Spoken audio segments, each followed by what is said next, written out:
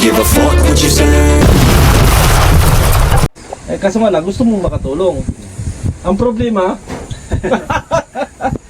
ang problema kasi, Walang problema. oh, yun ang problema.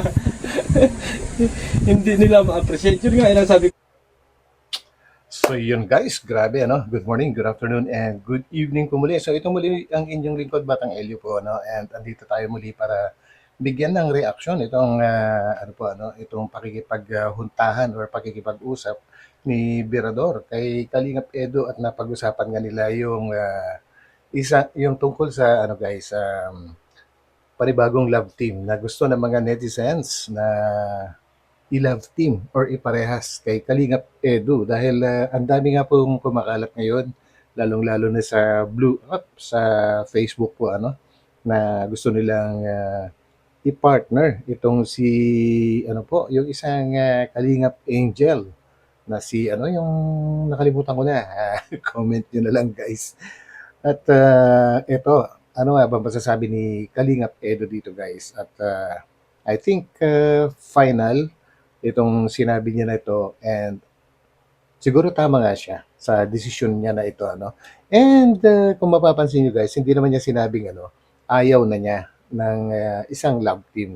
Kumbaga nasabi lang niya dito na pahinga muna. And so yan, alamin po natin ang buong kwento. So samahan po niyo ako guys, and bago tayo tumuloy, syempre, huwag nating kalimutang suportahan palagi ang buong team Kalingap po ano, sa pangunguna ni Kuya Val Santos Matubang, at Edna Vlogs, and of course si Kalingap Rab. So let's go, tuloy-tuloy na po tayo guys. Mga Kalingap, dito si Kalingap Edo, bigyan daw ako ng budget. Ayan, Pangayuda. pangayuda. Aayudahan daw ako ni Kalingap Edo. Hindi ka punta doon mamaya? Bakit last na lang ngayon? Oo, last na ngayon.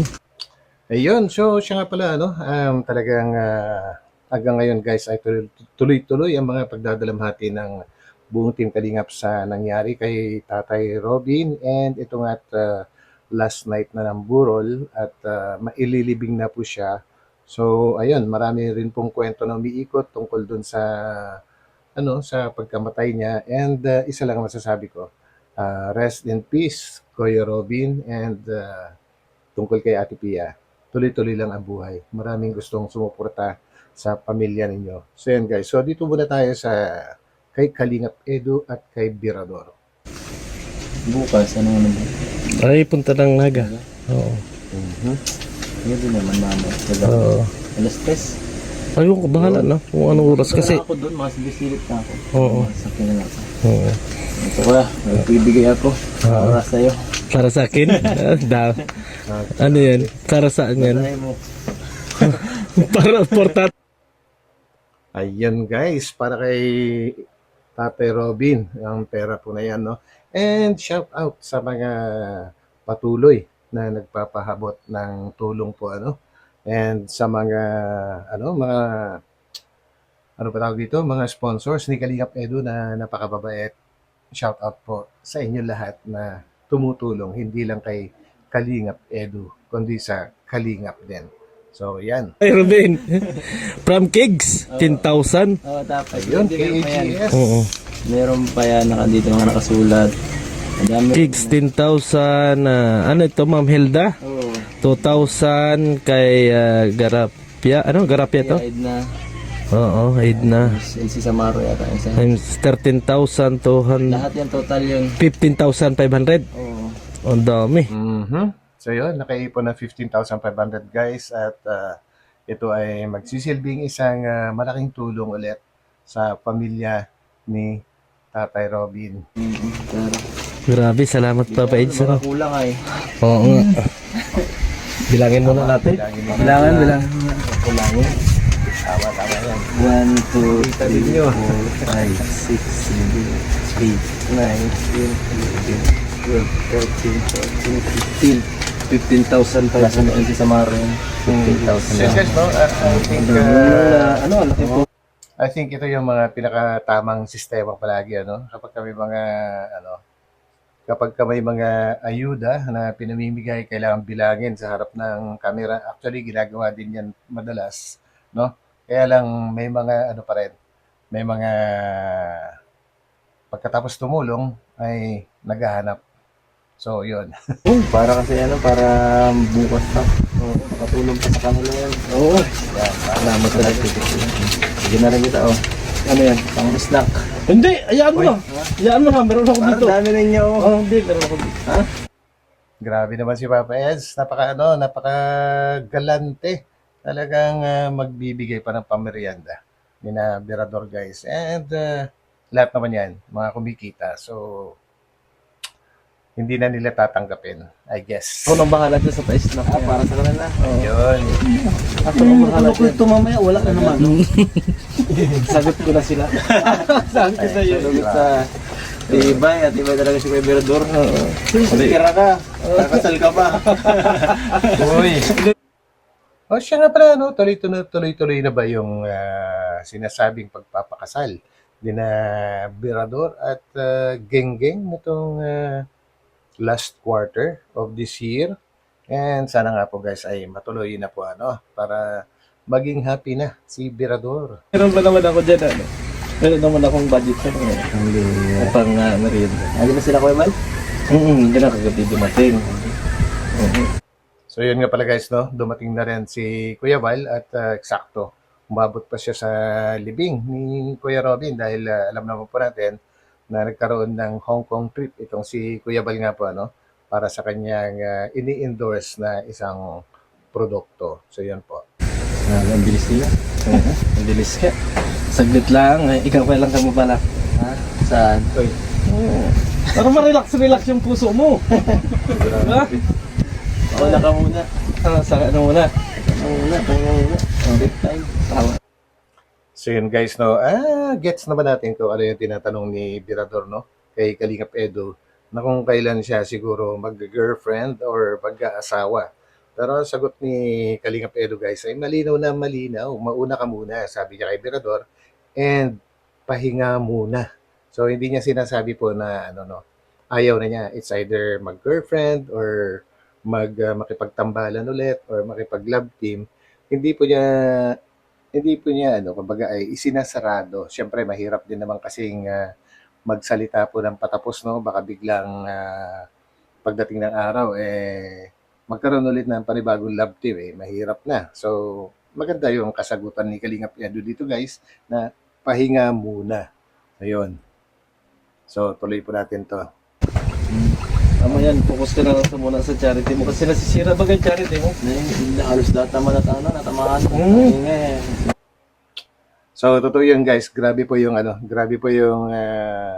epekto sa channel po ni Kalingap Edo, Ito mga huling mga ingay na nabuo dito ngayon sa Kalingap tungkol sa kanyang pinakahuling love team. Alam naman po natin at hanggang ngayon ay talagang maingay pa rin and malaking epekto po yan sa channel ni Kalingap Edo, lalong-lalo na yung binura niya, yung mahigit 400 na uploaded videos niya, mga live po siguro yon. Ang laking epekto po guys, kung di ako nagkakamali, almost 6 million yung views na nawala po doon. So malaking kabawasan po yon sa kanyang revenue and sana ay pandagdag tulong pa rin yon sa kanyang mga ibang beneficiaries, Pero but anyway, ganyan talaga ang buhay. Wala na dapat sisihin, Kasi nangyari na, tapos na, and importante mag-move on guys, and alam na rin naman kung ano yung mga pagkakamali, So alam na kung paano iiwasan uli ito. So yan. Kaya ako yung mga mga kaibigan, mga kalingap na itatambal ulit si Kalingap Edo. Hindi na muna para sa akin. Ikaw, para Ayun. Kahit naman si Birador guys, sinabi naman niya na hindi na muna. So ibig sabihin, hindi ito sarado.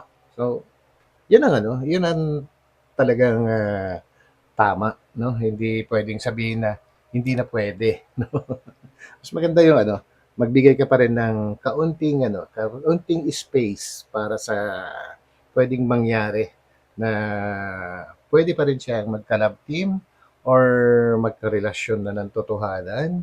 So yan po guys. Ayaw, Pahinga muna. Ayun! Tama yan! Oh. Kaya mga kaibigan, mga kalingap, tama yung pinaglalaban ko na pahinga muna si Papa Eds kasi apektado yung kanyang charity board. Diba, paunahin ko muna itong ayusin yung sa vlog ko. Tama. Kasi medyo Tama yan, apektado tama, yung tama. ano ng kwan mo. Siya.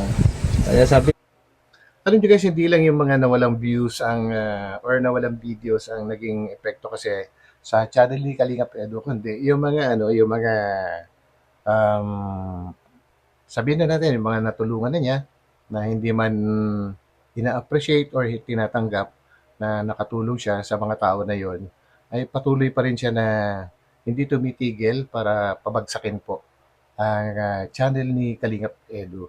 So, yun po yung talagang pinakamasakit sa lahat po, na katotohanan. Yung tipong gusto mong tumulong, pero bandang huli, ikaw pa yung nagmumukhang masama, no? At siguro nga ay yung iba madaling nakalimutan nila kung saan sila nanggaling, and yung mga taong totoong nakatulong sa kanila ay kinakalaban na po nila, Hindi lang iisang tao yan, guys, at marami na po, marami na, no? Marami na sila na naging ganyan dito sa Kalingap. At ngayon ay parang nagsama-sama nga po sila ngayon sa isang grupo. ito nga, ako'y kumukontra ako sa mga love team ulit. Kasi may views ka naman kasi sa ano, may views ka naman sa lahat, sa mga ano na yan. Eh, kaso nga lang, gusto mong makatulong. Actually, hindi naman naghahabol siya, Hindi naman kasi naghahabol si Kalingap Edu sa mga love team. Lahat naman po yan ay bigla na lang na nangyari po, And since alam naman natin na bago pa man makipag-love team si Kalingap Edu, dito sa huling love team niya, ay okay na rin naman po yung kanyang channel. Marami rin siyang mga sponsors na hanggang ngayon ay nandyan pa rin po sila. Yung mga totoong sponsors po, nandyan pa rin po sila. And dahil sa kagustuhan din niya makatulong na hindi naman po kinikilala or hindi nire-recognize ng iba po, yun po yung isa sa pinakamasakit. Yung tumulong ka pero hindi nire-recognize. Masakit po talaga yan. So, ayun, kilala natin guys si Kalingap Edo, na hindi masyadong masalita.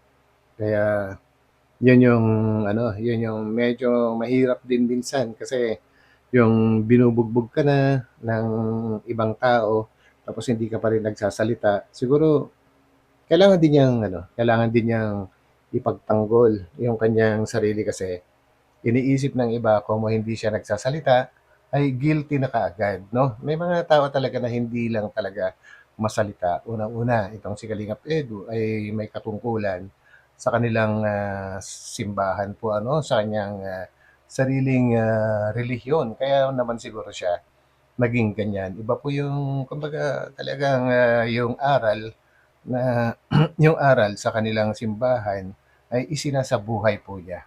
Yun po ang aking pagkakaalam at yun po ang aking interpretasyon kung bakit po siya naging tahimik, guys. So, yan, tuloy po natin.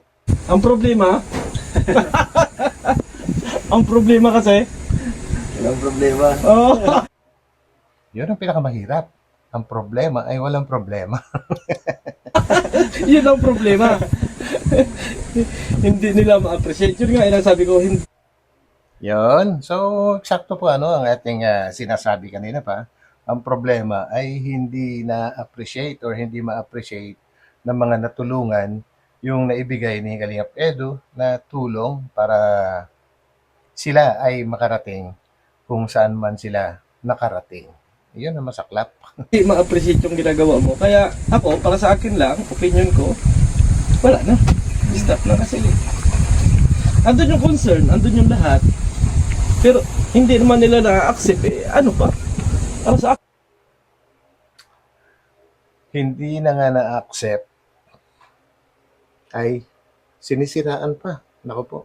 Yun ang masaklap, guys. Yun na siguro ang pinakamasaklap bilang isang charity vlogger. Yung alam mo at alam ng karamihan na nakatulong ka pero hindi nila tinatanggap bagkos na tanggapin at pasalamatan ay pilit ka pang ibinabagsak ang saklap nun. Yun lang naman yung opinion. Aking mga ano. Oo. Dito na muna tayo sa ano. Pahinga na lang muna tayo dito sa Oo. hiding place. Kaya nga, Sabi na payapa eh. sabi ko sa'yo, payapa dito, masarap ang buhay dito.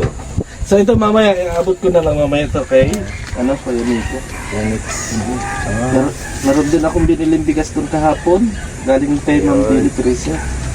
May nagpaabot din ng tulong. Ayan. Uy, salamat sa lahat ng ating mga viewers. So malinaw na mga kaibigan na wala nang love team si Papa Eds. Hahanap na namin yan ng mapapangasawa. Oy, mali yan. Huwag niyo siyang ihanap kasi ang pag-aasawa, kusang dumadating yan. Kumbaga, alam ni Lord kung kailan niya ibibigay. Nasa nasa right timing. Alam ni Lord kung kailan yan, kusang dumadating. Pero ang importante diyan, guys, ay humiling ka, no? Humiling ka. Pagdasal mo kay Lord na bigyan ka niya ng isang babae na karapat-dapat. Karapat-dapat na mahalin mo ayon sa iyong kakayahan at kung naaayon din sa kung sino ka at kung ano ka, ano. Yung tipo bang makokontento at matatanggap kung ano yung kung anong meron ka, kung ano yung pagkatao mo. Yung ba tila ikaw lang talaga ang tinitingnan na the whole of you, yun lang. Hindi na siya maghahanap ng iba. So, kailangan ipinagpe-pray po yun, guys, no? Mahirap maghanap po kasi talaga ng isang tao, mapababae man o lalaki, mahirap maghanap ng talagang perfect para sa taste mo. Kumbaga, kailangan talaga ipagdasal yan. Ewan ko kung naniniwala kayo doon, pero ako naniniwala doon, guys, eh. Na kailangan ipag-pray yan para ibigay ni Lord sa'yo yung tamang tao. So, yan, guys. So, yan, guys, no? So, hindi ko na pahabain ang gusto. At least na pag-usapan na po natin yung pinaka-importanting part ng pag-uusap ni Berador at ni Kalingap Edu. So, dito ko na puputulin and I hope na meron din tayong natutunan sa ating tinalakay po ngayon, guys. And of course, pa-comment naman dyan kung may katotohanan ba yung aking ding mga sariling opinion tungkol, lalong-lalo na tungkol dun sa nabanggit ko, guys, na kung gusto mong magkaroon ng isang mamahalin panghabang buhay, kailangan hilingin mo ito kay Lord. Tama po kaya yun o mali? So, comment down. So, ayan, guys. So, hanggang dito na lang ulit and magkita-kita ulit tayo sa aking mga susunod na upload. So, ito muli ang inyong lingkod, Batang LU. And huwag kalimutang pindutin ang like button. And of course, sa mga hindi pa po nakakapag-subscribe, pindutin na rin po ang subscribe button. So, hanggang dito na lang. And ingat po tayong lahat. God bless. So, bye-bye po muna. Bye. Yes, sir.